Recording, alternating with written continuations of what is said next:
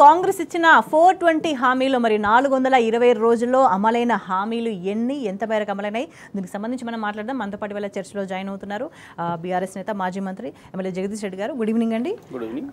ఈ 420 హామీలు పేరు ఎట్లా వాళ్ళు ఎట్లా నెంబర్ పెట్టుకున్నారో ఎట్లా చేసుకున్నారో కానీ దానికి తగ్గట్టుగానే ఇప్పుడు పరిపాలనగా అనిపిస్తుంది అనేది ప్రజల నోటి నుంచి వస్తున్న వాస్తవం. నిజంగా ఈ 420 రేపటితో 420 రోజులు అవుతుంది.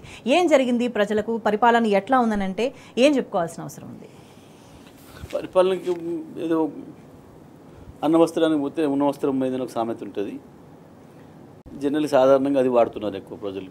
ఏదో ఆశకు పోతే ఉన్నది ఏదో పోయింది అని చెప్పి పాపం కేసీఆర్ ఇచ్చే రైతు బంధు పెరుగుతుంది, ఇంకొక 5 వస్తే ఎక్కువ అని చెప్పేసి అనిపోతే ఉన్నాయిపోయినాయి. ఇప్పటికీ 10,000 కొట్టిండు అన్నది కనబడతాం స్పష్టంగా. ఎకరానికి 17,500 ఇప్పటికీ ప్రభుత్వం రైతులకు బాకీ ఉంది. ఇది చాలా స్పష్టంగా ఉన్న లెక్కలు ఏం లేవు, ఆరోపణలు కావు లేకపోతే ఇంకోటిగా వాస్తవమే, జరిగిన వాస్తవమే. ప్రజలకు కొత్తగా అదనంగా వచ్చింది ఏమీ లేదు. కానీ రేవంత్ రెడ్డి ప్రభుత్వం వచ్చిన తర్వాత ఉన్నైపోయినాయి. అందులో ప్రధానమైనవి ఏంటి అంటే కేసీఆర్ గారు ఒక క్షణం కూడా పోకుండా ఇచ్చిన 24 గంటల విద్యుత్తు మాయమైపోయింది. ఇవాళ ఇప్పుడు ఈ కాసేపట్లో పోతుంది. 6 గంటలకు కరెంటుకి పోతే మళ్ళీ ఉదయం దాకా కరెంట్ లేదు, నైట్ 3 ఫేజ్ కరెంట్ లేదు రైతులకు. ఇంకా ప్రధానమైంది ప్రజల ఆరోగ్యానికి సంబంధించింది ప్రధానంగా మంచినీళ్ళు. మిషన్ భగీరథ ద్వారా ఇంటింటికి మంచినీళ్ళు ఇచ్చింది ఏదైతే ఉందో ఇప్పుడు ఖతమైపోయింది. ఇక్కడ కూడా మళ్ళీ వారం రోజులకు ఒకసారి 3 రోజులకు ఒకసారి నీళ్ళు ఇచ్చే పరిస్థితి వచ్చింది. కొన్ని చోట్ల మొత్తం బంద్ అయిపోయింది. మళ్ళీ బోరు బావుల మీదనే అదే ఫ్లోరిన్ నీళ్ళ మీద ఆధారపడే పరిస్థితికి వచ్చింది ప్రధానంగా రైతాంగం. ఈ రెండింటితో పాటు రైతు బంధు రామ్ అయిపోయింది. వ్యవసాయ రంగం మీద ప్రభుత్వం నిర్లక్ష్యం స్పష్టంగా కనబడుతుంది. గతంలో ఏదైతే కృష్ణా గోదావరి నుంచి నీళ్ళు తీసుకొచ్చి ఇచ్చినారో కేసీఆర్ గారు, ఇప్పుడు అవి కూడా బంద్ అయిపోయినాయి. ఆ నీళ్ళు ఇచ్చే పరిస్థితులు, వారం మీద ఆధారపడి బతకాల్సిన పరిస్థితి మళ్ళీ తెలంగాణ ఆకాశంకి చూడాల్సిన పరిస్థితి వచ్చింది తెలంగాణ రైతాంగం. ఇవి చాలా స్పష్టంగా కళ్ళ ముందు కనబడుతున్నాయి. దానికి తోడు కేసీఆర్ గారు ఇచ్చిన కేసీఆర్ కిట్ మాయమైపోయింది. పాపం గర్భిణీ స్త్రీలకు ఏదైతే ఇస్తుండేనో వాళ్ళకి అది కూడా మాయమైపోయింది. ప్రజల ఆరోగ్యం పడకేసింది. హాస్పిటళ్ళు, ప్రైవేట్ ఆసుపత్రుల్లో మించి కార్పొరేట్ హాస్పిటల్ మించి వైద్యం అందించినాయి మన మెడికల్ కళాశాల ఆసుపత్రులు, మన ఆసుపత్రులు అన్నీ కూడా జిల్లా ఆసుపత్రుల నుంచి ప్రాథమిక ఆరోగ్య కేంద్రాలు. తెలంగాణ రాష్ట్రం వచ్చే నాటికి ఎక్కడ కూడా ప్రాథమిక ఆరోగ్య కేంద్రానికి ప్రజలు పోవడం అనేది మనం చూడలేదు. వాళ్ళ ఇంటి ముందటనే హాస్పిటల్ ఉన్నా లేదా ఇంటి పక్కన కూడా ఆనుకునే హాస్పిటల్ ఉన్నా దాంట్లోకి పొరపాటు కూడా తొంగి చూడలేదు అన్నట్టు కూడా ప్రజలు. జిల్లా ఆసుపత్రులకే పోయిన సందర్భం లేదు. అటువంటిది ప్రాథమిక ఆరోగ్య కేంద్రాలు ఏదైతే ఉండేనో గ్రామీణ ప్రాంతాల్లో, ఉదాహరణకు నా దగ్గర తీసుకుంటే కూడా నా దగ్గర పెన్పహాడ్ అని చెప్పి ఒక మండల కేంద్రంలో ఉండేది. రోజుకి 2 కూడా ఎన్నడూ కూడా దాంట్లో పోయిన వాళ్ళు లేరు. కానీ రోజుకు 200 మంది పేషెంట్లు వచ్చే పరిస్థితికి వచ్చింది. ప్రాథమిక ఆరోగ్య కేంద్రాలు కూడా ప్రసూతి కేంద్రాలుగా మారినాయి, ప్రసూతి చేసే పరిస్థితికి వచ్చినాయి. ఇంకా దానికి మించి ప్రజల లక్షల కోట్ల రూపాయల ఆదాయాన్ని ఖర్చును ఆపినాం. ఏంటిది, ప్రభుత్వ ఆసుపత్రుల్లోనే ప్రసవాలు చేయించుకోవడం, ఆపరేషన్లు అక్కర లేకుండా ప్రసవాలు జరగటం, నార్మల్ డెలివరీలు జరగటం, ఇవన్నీ కూడా మనం చూసినాం. ఇవాళ ప్రజలు ఇవన్నీ కూడా కోల్పోయారు దారుణంగా. ఇది కొత్తది వచ్చింది అని చెప్పుకోవడానికి సంతోషంగా మనస్ఫూర్తిగా ప్రజలు అంగీకరించిన పథకం అంటూ ఒక్కటి కూడా లేదు. వాళ్ళు ఇచ్చిన పథకాలు ఇక ఇవి ఉన్నాయిపోయినాయి. ఇక కొత్తవి వస్తుందనే ఆశ పోగొట్టే పరిస్థితికి వచ్చింది. ఎక్కడి దానికి వచ్చింది ప్రభుత్వం మీద విశ్వాసం అంటే, నిన్న రైతుల దగ్గర నుంచి ఒడ్లు కొనుగోలు చేసేటప్పుడు నియమ ప్రభుత్వంలో అమ్మితే పైసలు వస్తాయో రావో, వీడిస్తాడో ఇయ్యడో, మన పైసలు మనకి ఇస్తాడో ఇయ్యడో, 100-200 తక్కువైతే అయింది కానీ వానికి పోసేద్దాం, సహకారి పోసేద్దాం, మిల్లుకు పోసేద్దాం అన్న స్థితికి వచ్చి ప్రభుత్వం ఇవాళ ఎంత ధాన్యం సేకరించిందో కూడా చెప్పలేని పరిస్థితికి పోయింది. అంటే ఇక కొత్త యోచుడు ఎక్కడిది, ఉన్నాయే పోగొట్టుకొని జనమంతా కూడా ఊర్లలో ఏడ్చుకుంటూ కూర్చునే పరిస్థితి వచ్చింది వాళ్ళకు మాటలు చెప్పాలంటే. హామీల గురించి వెళ్ళి మాట్లాడుకుంటే అది అంటే కనీసం తాగునీరు కూడా అందించలేకుండా, మినిమం సౌకర్యాలు అందించలేకుండా, మినిమం కరెంటు సరఫరా లేకుండా ఆల్రెడీ ఉన్న వాటిని అంటే వీటన్నిటిని నాశనం చేయాల్సిన అవసరం ఏముంది? అంటే ఏ ఎజెండా అమలు చేస్తున్నారంటే హామీలు అమలు చేయండి అని అడిగిన వాళ్ళ మీద కూడా ఎటువంటి మాటలు మాట్లాడుతున్నారు, ఎటువంటి చర్యలకు దిగుతున్నారు, ఏ విధంగా బెదిరింపులకు పాల్పడి కేసులు పెడతామని చెప్తున్నారు, కేసులు పెడుతున్నారు అనేది కూడా ప్రజలు చాలా క్లియర్గా గమనిస్తున్నారు. ఒకటమ్మ కేసులు దాకా నెక్స్ట్ పోదాం. కానీ వాస్తవానికి ఇవాళ ఇవి ఎందుకు చేయడం లేదు, ఎందుకు అని అంటే కేసీఆర్ గారు ఏదో ఇట్లా ఒకరోజు ప్రారంభం చేసి వాళ్ళలాగా ఇట్లా సినిమాలు చూపించినట్టు చూపించుకోవడం చేయలేదు. ఎందుకంటే వీళ్ళు ఈ మధ్యకాలంలో వీళ్ళ ప్రభుత్వంలోకి వచ్చిన తర్వాత చూసినాం, పత్తి కొనుగోలు కేంద్రం జనరల్గా పత్తి కొనుగోలు కేంద్రాలు మనం వందలాదిగా పెట్టినాం. ఎక్కడెక్కడ లోకల్గా మా ఎంపీటీసీలు సర్పంచులు వాళ్ళే ప్రారంభాలు చేసేది. ఎక్కడో ఒక చోట సింబాలిక్గా మేము పోతపోయినాం, లేకపోతే లేదు. ఇద్దరు మంత్రులు కలిసి నల్గొండలో 2-3 మంత్రులు కలిసి పత్తి కొనుగోలు కేంద్రం ప్రారంభం చేశారు. పత్తి ఒక దగ్గర నుంచి వెళ్ళి ఒక చిన్న బండ్లో తీసుకొచ్చినారు, వీళ్ళు వచ్చినారు, అంత షోపు చేసినారు, సినిమాటిక్గా మొత్తం పెట్టినారు. ప్రారంభం చేసినట్టుగా కేజీ పత్తి చేసినారు. వీళ్ళు ఇటుపోయారు, పత్తి తీసుకుపోయాడు. తర్వాత పత్తలేదు, ఇంకా పత్తి కొనుగోలు కేంద్రాలు లేకుండా పోయినాయి. అట్లా కాదు, కేసీఆర్ పాలనలో విద్యుత్తును 5 సంవత్సరాలు వరుసగా 24 గంటల విద్యుత్ అందించినాం. 5 సంవత్సరాలు అంటే పూర్తి ఎస్టాబ్లిష్ అయిపోయింది. మంచినీళ్ళు మిషన్ భగీరథను కూడా 2018లోనే దాదాపుగా అంతటా కూడా పూర్తి చేసినాం. 24 వరకు కూడా 23 వరకు కూడా పూర్తి అన్ని గ్రామాలకు కూడా అందించినాం. అది కూడా కొత్తగా వీళ్ళు చేసే పని ఏం లేదు. రైతు బంధు 11 సార్లు వేసినాం. వీళ్ళు కొత్తగా దాని కొరకు వెతికే పని ఏం లేదు, తెచ్చే పని ఏం లేదు. ఇప్పుడు ఇవాళ నిన్న వేస్తామని చెప్పింది కూడా మళ్ళీ మా సిస్టంలోనే, కొత్తగా వీళ్ళేం కనిపెట్టింది ఏం లేదు. వాసుకోవడం లాగా పనికసలాగా కొత్తగా కనిపెట్టలే వీళ్ళు. మేము ఇచ్చిన పద్ధతిలోనే వేస్తామని చెప్పి మళ్ళీ నేను అన్నారు, అది వేరే విషయం. ఇట్లా ప్రతిదీ కూడా మేము ఇచ్చింది, కొత్తగా వీళ్ళు చేసేది ఏం లేదు. ఉన్న ఆసుపత్రులు ఉన్నాయి, డాక్టర్లు ఉన్నారు, వైద్య సిబ్బందిని పెట్టినాం, అన్నీ ఉన్నాయి. ఎక్కడ కూడా ఒక్క మందు కూడా బయటికి పోయి కొనుక్కొచ్చుకోరు అవసరం లేకుండా, పరీక్షలకు బయటికి పోయి అక్కర లేకుండా 120 రకాల పరీక్షల్ని ప్రభుత్వమే నిర్వహించి, వైద్యానికి సంబంధించిన పరీక్షలు ప్రభుత్వ కేంద్రాలలోనే చేసి ప్రజలకు అందించి చూపించినాం మేము. ఇవి వందలాదిగా డయాగ్నోస్టిక్ సెంటర్లను పెట్టినాము, డయాలసిస్ సెంటర్లను పెట్టినాము. హైదరాబాద్ దానికి అంతకుముందు రాష్ట్రం మొత్తంలో కేవలం హైదరాబాద్ అండ్ వరంగల్ డయాలసిస్ అంటే పేషెంట్లకి, కిడ్నీ పేషెంట్లకు ప్రతి మండల కేంద్రం, ప్రతి నియోజకవర్గ కేంద్రంలో పెట్టినాం, ప్రారంభం చేసినాం. అన్ని సేవలు అందుబాటులో పెట్టినాం, ప్రతిదీ కూడా ఎస్టాబ్లిష్ చేసిపోయినాం.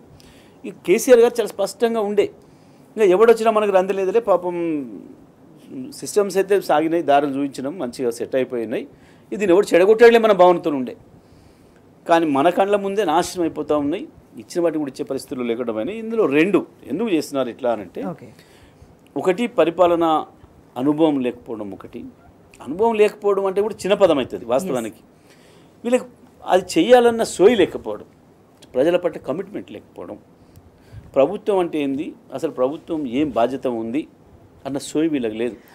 అధికారం లేకుండా కూడా మేము అధికారంలో కొనసాగించుకోవచ్చు అనే భావనలో ఒకటి ఉందమ్మా వీళ్ళకి, ఒకటి స్పష్టంగా ఉంది వీళ్ళకి. ఏంటంటే ఈ మాతను పోల్చుకోవడానికి అసలే లేదు. బట్ మిగతా రొటీన్ రాజకీయ పార్టీలతో చూద్దాం, కేసీఆర్తోని తెలంగాణ బీఆర్ఎస్తో పోల్చుకునేంత స్థితి లేదు. కానీ ఇంకొక పార్టీతో పోల్చుకుంటానైనా రేపు మళ్ళీ భవిష్యత్తు ఉంది, నేను మళ్ళీ రావాలనుకున్న వాడు ఎవడన్నా ఉంటే కనీసం కంటి తుడుపు చర్యలైనా చేస్తారు, లేదా చేసినట్టు నటనన్నా చేస్తారు. కానీ వీళ్ళు వచ్చి రావడం ఒక స్పష్టమైన నిర్ణయంతో వచ్చినారు. ఏం చేసినా మనం ప్రపంచంలో మనం మళ్ళీ తలకిందులైనా మనం మళ్ళీ రాము అనే నిర్ణయానికి వచ్చినారు. దీపం ఉండగానే ఇల్లు చక్క పెట్టుకోవాలనే సామెతను రోజు చదువుకుంటూ వచ్చినారు, రోజు వెళ్ళవేసుకుంటూ వచ్చినారు. ఈ అధికారం అనేది కేవలం డబ్బులు సంపాదించుకోవడం కొరకే, మనకు మన కుటుంబ సభ్యులు మన తామేదారులకు డబ్బులు సంపాదించి పెట్టడం కొరకే అధికారం అనే భావనతో వచ్చినారు వీళ్ళ. ఇందులో దురదృష్టం ఏంటంటే ఒక్కడికి కూడా గతంలో పెద్ద మంత్రి పదవి చేసిందో, మంత్రులు కూడా చేసిందో, ఆర్థిక శాఖ తెలిసిందో, బడ్జెట్ అంటే తెలిసిన వాడు కూడా లేడు. ఎవరో ఒకరు ఇద్దరు ఉన్నా వాళ్ళ ఎజెండాలు కూడా వేరున్నాయి. అన్న తెలిసిన వాళ్ళు ఒకరు ఇది ఉండే, బట్టి విక్రమార్క ఇంకొక ఆయన ఒకరు ఉండే. కానీ ఇప్పుడు ఈయనకు కూడా ఏమైంది, రేవంత్ రెడ్డిని చూసిన తర్వాత ఆయన ఏం పని చేస్తుండో నేను కూడా అదే చేయాలి, ఆయన రోజుకి ఎంత లెక్కేస్తుండో చూసి ఆయనకంటే నేను కొంచెం డిప్యూటీని కాబట్టి 1-2 తక్కువైనా సరే కానీ నేను కూడా అంత మూట కట్టాలి అన్న ఆలోచనకు వచ్చింది. వాళ్ళ పద్ధతి అంతా ఆ వైపు ఉంది. సింపుల్ ఒక్కటే మాటలు చెప్తాను, మన తెలంగాణ సాధారణ రైతుల ప్రజలకు అర్థమయ్యే పద్ధతుల్లో. కేసీఆర్కు భూమి కనబడితే దీన్ని ఎట్లా పచ్చబడేయించాలి, దీన్ని ఎట్లా సస్యశ్యామలం చేయాలి, దీంట్లో ఏం పంట పండియాలి, ఏది పండిస్తే రైతుకు ఎక్కువ ప్రయోజనం కలుగుతుంది, ఎక్కువ దిగుబడి వస్తుంది, ఎక్కువ ఆదాయం వస్తుంది అని ఆలోచన వస్తుంది. రేవంత్ రెడ్డికి ఏం కనబడుతుంది, భూమి కనబడితే చాలు, దీనికి ఎట్లా గీతలు కొట్టాలి, ఎట్లా రాళ్ళు వాతాలి, దీన్ని ఎట్లా అమ్మాలి, దీన్ని 1000 రూపాయలకు కొని 5000కు ఎట్లా అమ్మాలి అన్న ఆలోచన వస్తుంది. గదే కనబడుతుంది, పరిపాలన కూడా గదే రిఫ్లెక్ట్ అవుతుంది. ఒక్క మాటలు చెప్పాలంటే గింత మించి ఏం లేదు. ఇక రేవంత్ రెడ్డి చేసింది మేము కూడా చేయాలి కాబట్టి యథా రాజా తదా ప్రజ సామెతే ఉంది. ఆయన చేసింది మేము కూడా చేయాలి, ఆయన అంత సంపాదించుకుని మేము సంపాదించాలి. ఇంకొకటి ఏంది దీంట్లో వీళ్ళకు పోటీ, మాకు పైసలు లేకనే కదా మేము ముఖ్యమంత్రి కాలే, మాకు పైసలు ఇచ్చే కెపాసిటీ లేకనే కదా, పైన కప్పం కట్టే పరిస్థితి లేకనే కదా మాకు ముఖ్యమంత్రి పదవి రాలే అని బాధపడేటోళ్ళు కూడా 2-3 అందులో ఉన్నారు. ఇప్పుడన్నా ఏమైనా తయారు చేసి పైసలు సంపాదించి పైకి పంపిస్తే మాకు వస్తుందేమో ముఖ్యమంత్రి పదవి. ఇప్పుడు 2-3 ఉంటే వాళ్ళు ఆయావలు ఉన్నారు. ఇక మాకు ఎట్లా వచ్చేది లేదు, కానీ ఆయన అంత సంపాదించగా మేము కొంత సంపాదించొద్దని ఇంక కొంతమంది ఈ పనిలో ఉన్నది. ఇవాళ ఏం పని చేస్తుంది తెలంగాణ రాష్ట్ర అంటే ప్రభుత్వం కాంగ్రెస్ అంటే స్వభావం ఈ ఏంది పని అని ఉంది. అంటే ప్రధానంగా ప్రజల గురించి పట్టించుకోదు కాంగ్రెస్. ప్రజల బాగోగుల గురించి అవసరం లేదు అనేది ఉండేది. అంటే గతంలో తెలంగాణ దుస్థితికి కారణం ఏంటంటే కాంగ్రెస్ పార్టీ అనే ఒక చర్చ నడిచింది. అంటే రాష్ట్రం వచ్చిన తర్వాతనైనా ఎంతో కొంత మారుతుందని అనుకుంటే లేదు, కాంగ్రెస్ స్వభావంలో ఎటువంటి మార్పు లేదు అని ప్రూవ్ చేసుకున్నారని భావించాలా ఇవాళ? 100% అందులో సందేహం ఏం లేదు. పైగా రొటీన్ కాంగ్రెస్ వాదులు ఉంటేనన్నా ఇవన్నీ అది కొంచెం వేరే ఉండేదేమో, కానీ దీంట్లో అచ్చం రియల్ ఎస్టేట్ దందగానే లేరు. వ్యాపారాలు చేసేటోళ్ళు, అది కూడా రియల్ ఎస్టేట్ వ్యాపారం చేసేటోళ్ళు. రియల్ ఎస్టేట్ వ్యాపారం అంటే మనకు తెలుసు దాని స్థాయి ఏముంటుందో, దాని స్కేల్ ఏముంటుందో.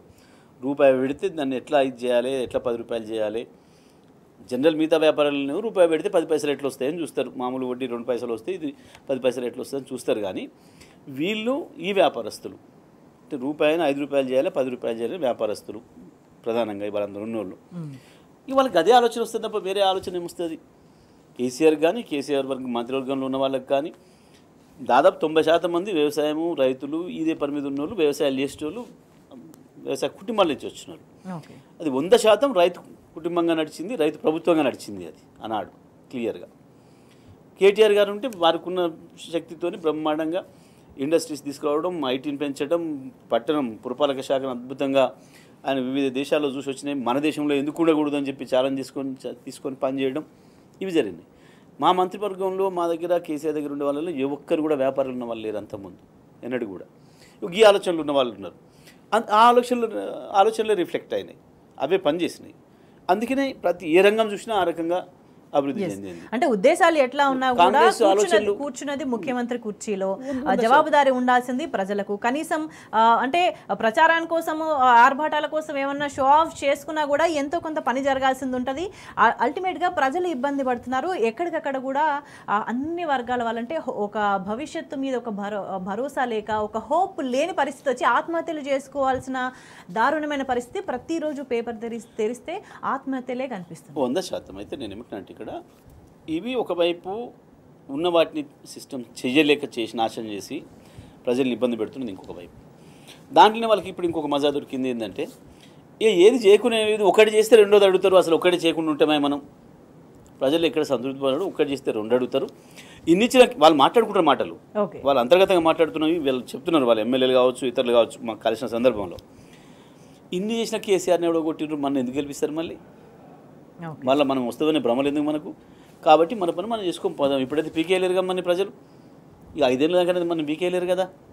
కాబట్టి మన పని ఎందుకు మనం చేసుకొని పోదాం, ఇలిసాక పెట్టుకొని పోదాం. ఈ భావన కనబడుతుంది వాళ్ళలో, చర్చలు జరుగుతున్నాయి, మనం వింటున్నాం. అయితే దీంట్లో ఇంకా ప్రధానమైనది ఏంది, ఇవేమో ఇటువైపు ఉన్నాయి, కొత్తగా సమస్యలు సృష్టిస్తున్నారు. హైడ్రా వాస్తవానికి అది ఒక ఆలోచన లేని, ఒక అర్ధరహితమైన ఒక పని. అది ఇవాళ కొత్తగా వచ్చిందేం కాదు. నీటి వనరులను కాపాడేయాలనేది దేశమంతటి ఉంది, ప్రపంచమంతటి ఉంది. మనకు పర్టికులర్ సుప్రీంకోర్టు గైడ్లైన్స్ కూడా ఉన్నాయి, ఇవన్నీ కూడా ఉన్నాయి. మనం చేసుకోవాల్సిన బాధ్యత. ఇవాళ మానవ సమాజం బతుకుండాలంటే నీటి వనరులను కాపాడుకోవాలి, ఈకో మెయింటైన్ చేయాలి, తప్పకుండా పర్యావరణం కాపాడుకోవాలి, ప్రతి ఒక్కరి బాధ్యత. కానీ దానికి ఒక హైడ్రాన్ తెస్తున్నామని చెప్పి ఒక హారర్ సినిమా లెవెల్లో దాన్ని ఇట్లా తీసుకొచ్చి ఒక ఆఫీసర్ని పట్టుకొచ్చి ఆయన ఏదో పెద్ద ఇది అని చెప్పేసి ఆయన ఇట్లా 2 చేతులతో గద్దలా వేసుకపోతాడని ఒక హారర్ పిక్చర్ చూపించేసేసి భయపెట్టించేసేసి ప్రజలు నిద్ర లేకుండా చేశారు హైదరాబాద్ ప్రజలందరినీ కూడా. దాంతో రియల్ ఎస్టేట్ రంగం కూడా మొత్తం కుప్పకూలిపోయింది. అది ఒకవైపు నడుస్తుండగా చంద్రబాబు నాయుడు ముఖ్యమంత్రి అయిన తెల్లారే ఇంకొకటి చెప్పిపోయింది నాకు వచ్చేసేసి అర్జెంటుగా ఆగమేఘాల మీద ఉరికొచ్చి ఏదో సలహాలు ఇవ్వడానికి వచ్చినట్టు, ఇద్దరు కలిసి 2 రాష్ట్రాల మధ్యన యుద్ధం జరుగుతుంది, దీన్ని ఆపడానికి శాంతి చర్చలు చేసినట్టు, మొత్తం ప్రజల్ని శాంతియుతంగా చేయడానికి మేము పుట్టినమన్నట్టుగా పోజులు పెట్టి చీకట్లో పోయి మాట్లాడుకున్నది ఏంటంటే మూసీది నువ్వేదో 50-60 వేల కోట్లు అని చెప్పినావు, కాదు 1,50,000 కోట్ల వరకు మనకు చేసుకోవడానికి అవకాశం ఉంది, ఇగో నేను వీళ్ళు అప్పచెప్తున్నా చూసుకో, వీడు మీకు బాగా చెప్తాడని చెప్పి తెల్లవారికి 1,50,000 కోట్ల కుంభకోణానికి చేసారు. ఈ పక్క లొంగలు కొడతాం, ఆ పక్క లొంగొడతాం, 200 ఫీట్ల రోడ్లు వేస్తాం, దీన్ని రియల్ ఎస్టేట్ చేస్తాం, మా తాబేదారులకు కట్టబెడతాం. ఇది కుట్ర. దాంట్లో ఒకవైపు దాంతో ప్రజల్ని భయపెట్టించారు. ఇంకొక వైపు ఫార్మా ఇండస్ట్రీ కొరకు మొత్తం ప్రపంచంలోనే అత్యంత గొప్పగా నిర్మించబడ్డ ఫార్మా ఇండస్ట్రీ చైనాలో ఉంది. ఎక్కడ ఒకే చోట పెట్టడం, దాదాపు 70,000 ఎకరాలలో మేము వెళ్ళి చూసి వచ్చినాం స్వయంగా. 70,000 ఎకరాలలో చేస్తే అసలు దాని ఇండస్ట్రీ ఉంది, ఆడ ఫార్మా ఉందని ఎవడు కూడా కలగనడు. స్వయంగా మేము లోపల పోయిందాక మేము ఫార్మా లోపల ఉన్నాం, ఫార్మా కంపెనీలో ఉన్న విషయం కూడా మాకు తెలియదు. వాళ్ళు తీసుకుపోయి లోపల తీసుకుపోతామంటే ఇటు పోతున్నాం, మీద పెద్ద హాలు, ఇదేంటిది అన్ని బాక్సులు కట్టి ఉన్నాయి. చిన్నగా పోయిన తర్వాత ఒక ల్యాబొరేటరీ రూమ్, ఎక్కడికి ఇంత వాసన కూడా లేకుండా అంత అద్భుతమైన పద్ధతిలో ఉంది అది. కేసీఆర్ గారు కూడా ఆ పద్ధతిలో ఉండాలి. మన ఫార్మా ఎక్కడికక్కడ కాలుష్యాన్ని వెదజల్లి మొత్తం గ్రామాలు పట్టణాలు నాశనం కావద్దు, ఒకే చోట పెట్టి ప్రభుత్వమే నియంత్రణలో పెట్టేసేసి ఎఫ్లుయెంట్లను కూడా సరైన పద్ధతుల్లో వాటిని నిర్వీర్యం చేసే పద్ధతుల్లో వారి ఎఫ్లుయెంట్ ప్లాంట్లు కూడా పెట్టేసేసి మనమే ఇద్దామని చెప్పేసి బ్రహ్మాండంగా చేసినారు. తీసుకుని రైతాంగాన్ని కూడా ఒప్పించి చేసినాం అన్నాడు. దాన్ని వదిలిపెట్టి వీళ్ళ భూదాహం కొరకు, వీళ్ళ ధనదాహం కొరకు ఈ గ్రామాల మీద పడి మొత్తం గ్రామీణ ప్రాంతాల ప్రజల్ని భయపెట్టి చేసేసి దుర్మార్గంగా అదొక ప్రక్రియ తెలిపారు. ఈ రకంగా ప్రజలకి హామీల జోలికి పోనేలేదు. మనం సేపు మాట్లాడితే కూడా ఒకవైపేమో కేసీఆర్ ఇచ్చినవి ఇవ్వకుండా నాశనం చేసిండ్రు, వ్యవస్థలను మొత్తం నాశనం చేసి, ఇంకొక వైపేమో ధనదాహం కొరకు ఈ కుట్రలు చేయడం మొదలుపెట్టినారు. ఈ రెండు కూడా ఇప్పటివరకు రాష్ట్ర ప్రజల్ని భయపెట్టించి రాష్ట్ర ప్రజలకు నిద్ర లేకుండా చేసి మొదలైన కార్యక్రమాలు. దీంట్లో మూడవది మీరు అన్న కేసులు. పాపం ఎక్కడికక్కడ ప్రజలు తిరుగుబాటు చేస్తున్నారు. వచ్చి తన కండ్ల ముందే తను కట్టుకున్న ఇల్లును కూలగొడుతుంటే ఏ తల్లి ఊకోదు, ఎవరు ఊకోరు, ఏ పిల్ల కూడా ఊకోదు. వాళ్ళ పాపం వాళ్ళదైన పద్ధతుల్లో వాళ్ళకు వచ్చిన భాషలో వాళ్ళు విమర్శ చేస్తున్నారు. తిట్టడము అంటే ఒక విమర్శ, ఒక బాధను వ్యక్తీకరిస్తున్నారు. దాన్ని ఎవరైనా పిల్లలు తీసి సోషల్ మీడియాలో పెడితే పోయి కేసులు పెట్టడం, జైళ్ళల్లో వేయటం. ఇక అక్కడి నుంచి వెళ్ళి పక్కన ఒకవేళ బీఆర్ఎస్ కార్యకర్త ఉండి వచ్చి ఏందా ఇదేం అన్యాయం అని అడిగితే కొట్టడం, కేసులు పెట్టడం, జైళ్ళల్లో వేయటం. అది నెమ్మదిగా మాదానికి వచ్చిన తర్వాత ఆ ప్రజలు దెబ్బతిన్న ప్రజలు తెలంగాణ భవన్కి వచ్చి వాళ్ళంతలో వాళ్ళు రావాలే, బీఆర్ఎస్ పార్టీ మాకు రిస్కులోకి రావాలే, ప్రతిపక్షంగా మీరు మా తరఫున కొట్లాడాలి అని చెప్పి అడిగితే కేటీఆర్ గారు కావచ్చు, మా నాయకులు, మిగతా నాయకులు బయలుదేరిపోతే అరెస్టులు చేయడం, అనుమతులు ఇవ్వకుండా ఇబ్బందులు పెట్టడం, ఈ రకమైన దుర్మార్గం మొదలుపెట్టినారు. అంటే ఈ కేసులు, అరెస్టులు ఇవన్నీ కూడా ఏ ప్రభుత్వం అయినా ఒకవేళ విఫలమైన ప్రభుత్వాలు చివరి దశల్లో చేస్తాయి. మళ్ళీ ఎన్నికలకు పోయే ముందో 6 నెలల ముందో ప్రజల డిమాండ్స్ మొదలైతే ప్రజలు బయటకు రావడం మొదలవుతుంది. ఆ టైంలో తప్పని పరిస్థితులలో వాళ్ళకు ఉన్న మార్గం అదే కాబట్టి పోలీసులను పెట్టి ఇంటి మీద రాకుండా, ధర్నాలు రాకుండా, నిరసన తెలియకుండా ఆపుకోవడం అనేది చూస్తున్నాం మనం భారతదేశం. కానీ ఈ ప్రభుత్వం మొదటి రోజు నుంచే మొదలుపెట్టింది ఆ కార్యక్రమాన్ని. చివరి రోజుల్లో చేయాల్సిన పనిని మొదటి రోజే మొదలుపెట్టింది. ఎందుకు అంటే దీంట్లో ఒక తెలియని అహంకారం, అజ్ఞానం, దాంట్లో నుంచి వచ్చిన అహంకారం. ఇక అధికారం అంటే మొత్తం మేమే అని, మేము సర్వోన్నతులమని, మేము ఎవరిని అనుకుంటే వాళ్ళని తీసుకుపోయి లోపడేస్తామని, ఎవడరా లోపడే ఇవన్నీ అనగానే వేసేస్తారని ఒక పిచ్చి భావనలో, ఒక మూర్ఖత్వంలో ఉన్నది ఈ ప్రభుత్వం. ముఖ్యమంత్రి ఆ మూర్ఖత్వంలో ఉన్నాడు కాబట్టి మిగతా వాళ్ళందరూ కూడా అట్లనే పనిచేస్తున్నారు. ఇవాళ ఈ రాష్ట్రంలో జరుగుతున్నది గిది. అంటే వీటన్నిటితో పాటు దీని వెనక ఒక మైండ్ గేమ్ ఆడుతున్నారు అనే చర్చ కూడా జరుగుతుంది. దానికి సంబంధించి మనం మళ్ళీ మాట్లాడదాం. జయంత్ రెడ్డి గారు, ఇంతకుముందు అనుకున్నట్టుగా అంటే సమస్యలని, కొత్త సమస్యలని సృష్టిస్తూ వస్తుంది కాంగ్రెస్ ప్రభుత్వం. అంటే ఈ సమస్యలను సృష్టించడం వెనుక ఒక అహంకారపూరిత ధోరణితో పాటు ప్రజల పట్ల, ప్రజాస్వామ్య విధానం పట్ల ఒక చిన్న చూపు, ఒక గౌరవం లేకపోవడం అనే దాంతోపాటు సమస్యలు క్రియేట్ చేస్తే ఇచ్చిన హామీల గురించి అడగకుండా ఒక అటెన్షన్ డైవర్షన్ చేసుకుంటా వెళ్తుంది ప్రభుత్వం అన్న చర్చ కూడా నడుస్తుంది సామాన్య ప్రజలు. 100% కరెక్ట్ అమ్మా.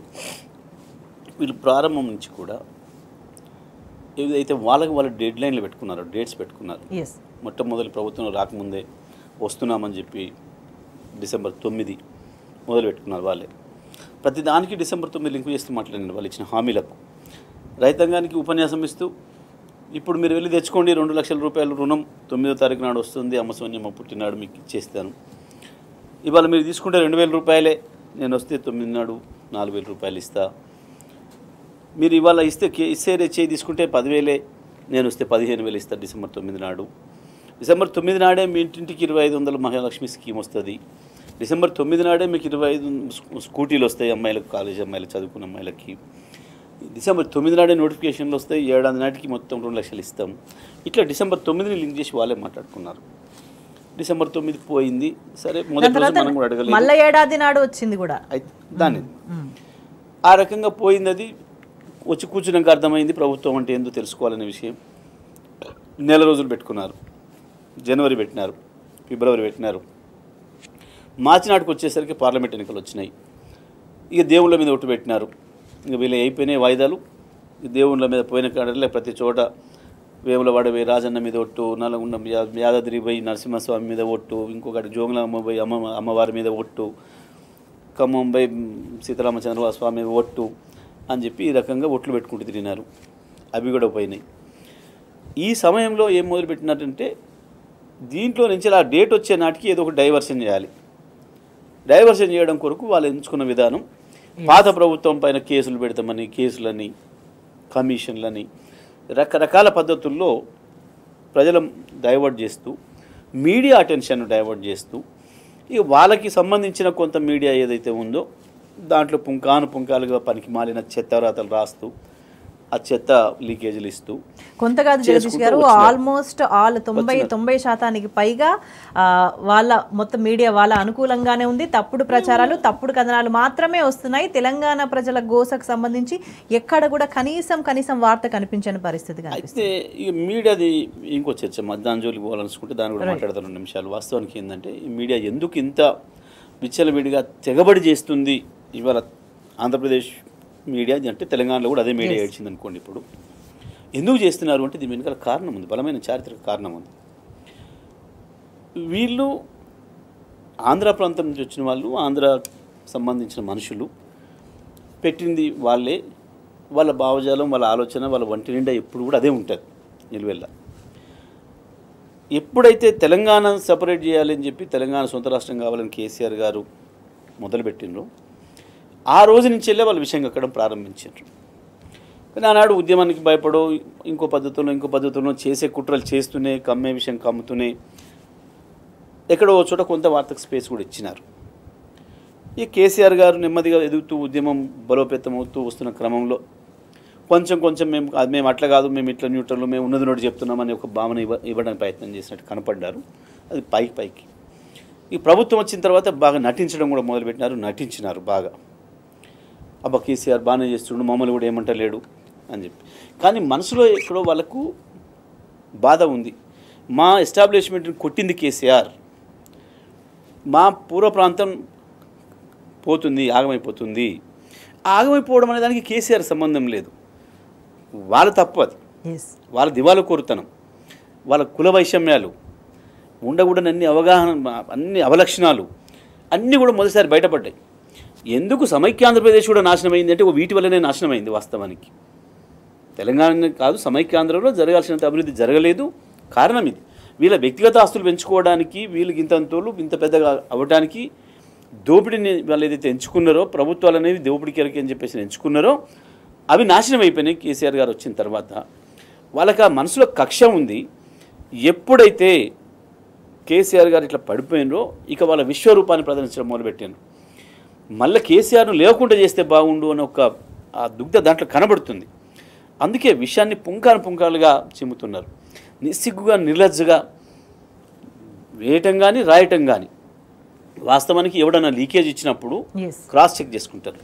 ఈ వార్త వేయొచ్చా వేయకూడదా 100 సార్లు ఆలోచించుకుంటారు. కానీ ఎక్కడ ఏది లేకుండా కమిషన్ అనగానే అయిపోయింది, కమిషన్ ఇట్లా ప్రశ్నించింది, అట్లా ప్రశ్నించింది. నిన్న మనం చూసినాం, చాలామంది నిజంగా బయట చూస్తున్న వాళ్ళు ఇండిపెండెంట్ జర్నలిస్టులేమో కేటీఆర్ గారు ఏందండి లోపలికి పోతున్నప్పుడేమో కూల్గా మామూలుగా పోతున్నాడు, బయటకు వచ్చినప్పుడు తేజ్గా వస్తున్నాడు, అసలు ఇంటరాగేషన్ ఈయన చేసి వచ్చిండా వాళ్ళు చేసిండ్రా అనే పద్ధతుల్లో ఇండిపెండెంట్ జర్నలిస్టులు మాట్లాడుకుంటున్నారు. కానీ వీళ్ళ మీడియాలో లోపల కేటీఆర్ను చెమటలు పట్టిస్తున్నారు, ఇది చేస్తున్నారు, అది చేస్తున్నారు, అసలు ఉక్కిరిబిక్కిరి చేస్తున్నారు. పాపం వీళ్ళే ఉక్కిరిబిక్కిరి అవుతున్నారు. వీళ్ళు సీఎం ఆఫీస్ నుంచి వచ్చిన వాటితో అవి చెప్పలేక వీళ్ళు ఉక్కిరిబిక్కిరి అవుతున్నారు.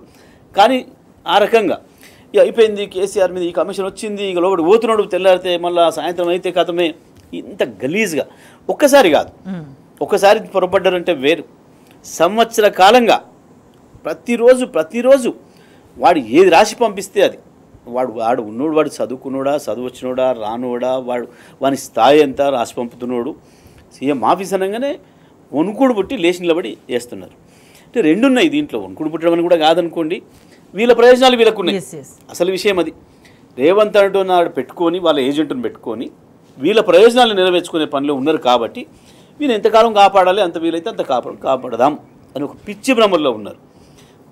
ఒకటి కేసీఆర్ పైన ద్వేషం, మా సామ్రాజ్యాన్ని కూలగొట్టిండు అన్న ద్వేషం ఒకటి కనబడుతుంది.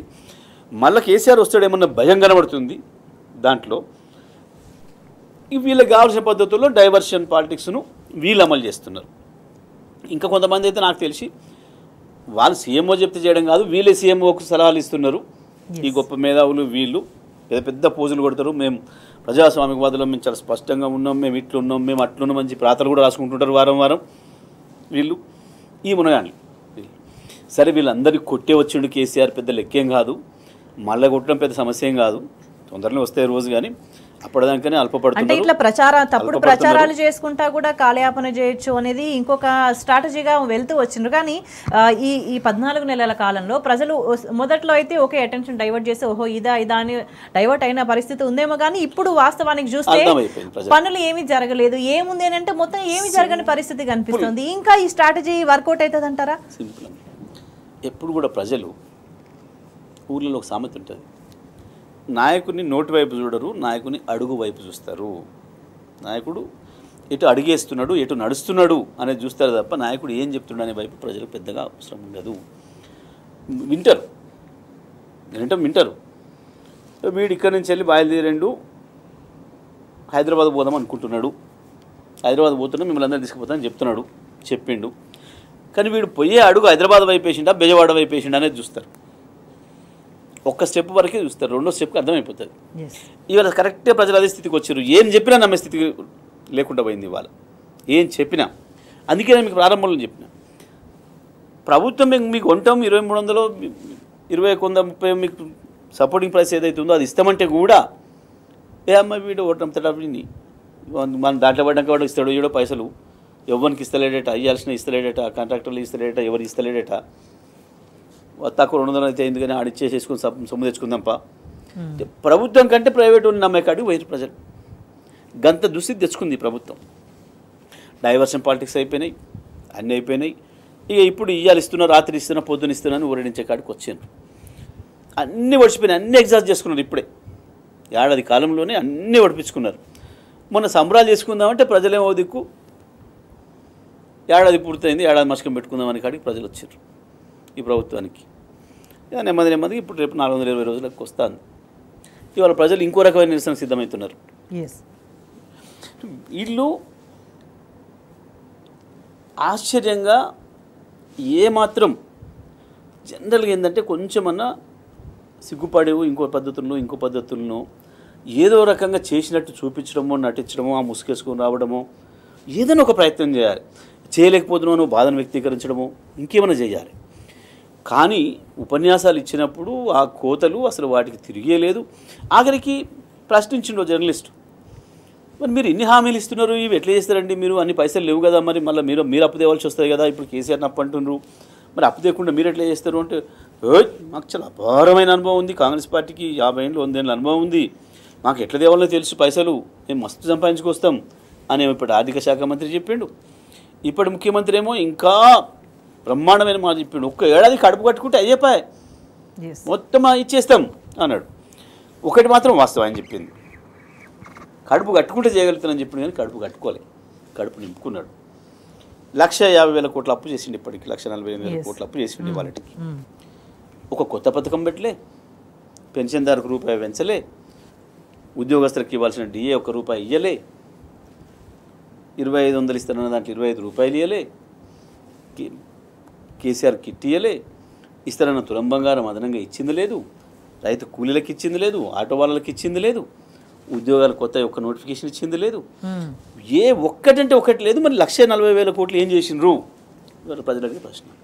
1,40,000 కోట్లతో పాటు ప్రభుత్వంగా మీకు ఇప్పటికే 2 లక్షల కోట్ల ఆదాయం వచ్చింది మీరు వచ్చిన తర్వాత. అవి ఏం చేసిండ్రు అంటే ప్రజలు అడుగుతున్న వేటికి సమాధానం చెప్పే ఆలోచన ప్రభుత్వానికి లేదు. ఇంత స్థాయిలో ప్రజలు ఇబ్బంది పడుతుంటే కనీసం మా పరిపాలనలో ఇట్లే జరుగుతుంది అని కనీసం సిగ్గుగా ఫీల్ అయ్యే పరిస్థితి కూడా లేదు. కానీ తెలంగాణ ప్రజలు అంటే తెలంగాణ నిజంగా చైతన్యవంతమైన సమాజాన్ని మనం మొదటి నుంచి అనుకుంటాం. దాని కారణంగానే రాష్ట్రాన్ని సాధించుకునే చరిత్ర తెలంగాణ ప్రజలకు ఉంది. మరి తెలంగాణ ప్రజల స్వభావం ఏంది, మీరు ఇట్లా వ్యవహరిస్తే ఎట్లా ఉంటుంది అనేది జస్ట్ శాంపుల్ చూపించిండ్రు. సో ఫర్దర్గా ఎట్లా ఉండబోతుంది మనం మాట్లాడే జగదీష్ రెడ్డి గారు. అంటే ప్రజల కనీస అవసరాలు తీర్చకపోగా కనీసం ఒక సెక్యూరిటీ కల్పించలేని పరిస్థితి, అంటే కనీసం వీటితో 2 లింకప్ అయి ఉన్నాయి. ఎందుకంటే ప్రధానమైన ఏరియాస్లో కనీసం స్ట్రీట్ లైట్స్ కూడా వెలగట్లేదు అని అంటే ఎంత ఘోరమైన స్థితిలో ఉంది అనేది అర్థం చేసుకోవచ్చు. క్రైమ్ రేట్స్ తీవ్రంగా పెరిగిపోతున్న పరిస్థితి ఉంది. అయినప్పటికీ కూడా అన్ని ముఖ్యమంత్రి చేతులు ఆయన చేతిలోనే ఉంటాయి. కానీ మరి ఆయనకంత తీరిక లేకపోతే ఇంకెవరినైనా అధికారులు ఉంటారు, ఒక వ్యవస్థ ఉంటుంది. వ్యవస్థతో అయినా నడిపించే ప్రయత్నం చేసిన దాఖలాలు ఎక్కడ కనిపించట్లేదు. కరెక్ట్ మీరు చెప్పేది. వాస్తవానికి దురదృష్టం ఏంటంటే రాష్ట్ర ప్రభుత్వం మొట్టమొదటి రోజు నుంచే లా అండ్ ఆర్డర్ విషయంలో విఫలమైంది బాగా. అసలు ఇంత దుర్మార్గంగా మనం ప్రారంభం రోజు నుంచి కూడా విన్నాం. రోజుకొక రేప్ కేసు అయినా విన్నాం, ఒక రోజు అయితే 2-3 కూడా విన్నాం. రేప్ అండ్ మర్డర్లు విన్నాం. మళ్ళీ ఎప్పుడో పాతకాలంలో పోయిన దొంగతనాలు మొదలైనవి విన్నాం.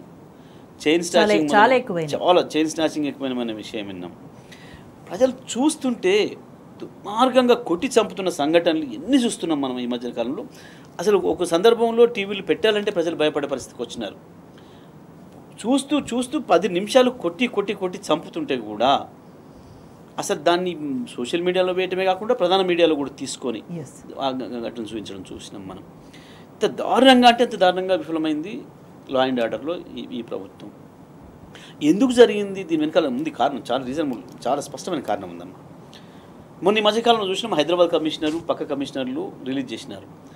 49% క్రైమ్ రేట్ పెరిగింది. అంటే గతంలో 100 కేసులు అయ్యేది ఉంటే ఇప్పుడు 149 కేసులు అయినాయి అనే మాట చెప్పినారు. ఇది చాలంటే అసలు ప్రపంచంలోనే ఇంత దుర్మార్గంగా ఎక్కడ పెరగదు క్రైమ్ రేట్ పెరగడం అనేది. ఎందుకు జరిగింది అని అంటే ఇవాళ పోలీసులు వాళ్ళ స్వేచ్ఛ ప్రకారం వాళ్ళు పనిచేసే పరిస్థితి లేదు. మన పీరియడ్లో, కేసీఆర్ పీరియడ్లో ఇంత పెద్ద ఆఫీసర్లు అని చెప్పి పేరు పెట్టి అసలు మంత్రుల మాట కూడా వినకుండా పనిచేసిన ఆఫీసర్లను మనం చూసినాం. అది కేసీఆర్ గారు ఇచ్చిన స్వేచ్ఛ వల్ల. కేసీఆర్ గారు లా అండ్ ఆర్డర్ విషయంలో చాలా కఠినంగా వ్యవహరించింది. కనీసం హైదరాబాదులో అంతకుముందు ఈ బోనాలు కావచ్చు, ఇతర పండుగలు వచ్చినప్పుడు డీజేలు పెట్టుకునే అలవాటు ఉండే. డీజేలను కూడా నిషేధిస్తూ కమిషనర్ నిర్ణయం తీసుకుంటే కేసీఆర్ గారు దాన్ని కూడా సమర్థించిండు.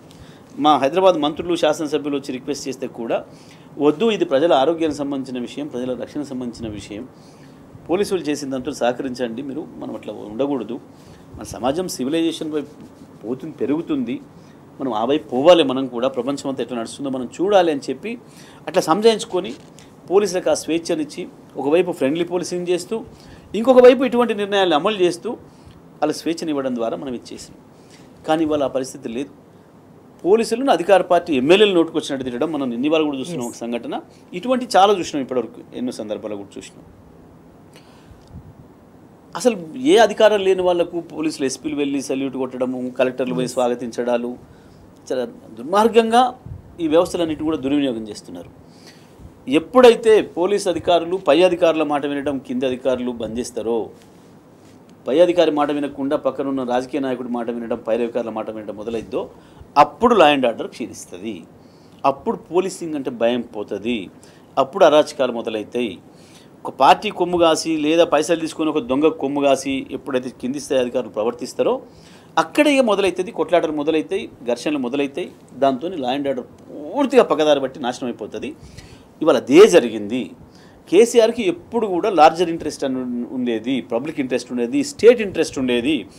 ఇవాళ ఎప్పుడు కూడా బయట నుంచి వచ్చే పెట్టుబడిదారులు ఎవరు చూసినా ఫస్ట్ క్రైమ్ రేట్ చూస్తారు, పోలీసింగ్ ఎట్లుంది చూస్తారు. మొదలు విద్యుత్ ఏంది, మంచినీళ్ళు ఏంది, రోడ్ల నెట్వర్క్ ఏంది, దాని తర్వాత ప్రధానమైంది పోలీసింగ్ ఎట్లా ఉంది, క్రైమ్ రేట్ ఏముంది, లా అండ్ ఆర్డర్ కంట్రోల్ ఏముంది, మనకు సెక్యూరిటీ ఉంటుందా లేదా అనేది ప్రధానంగా చూస్తారమ్మా.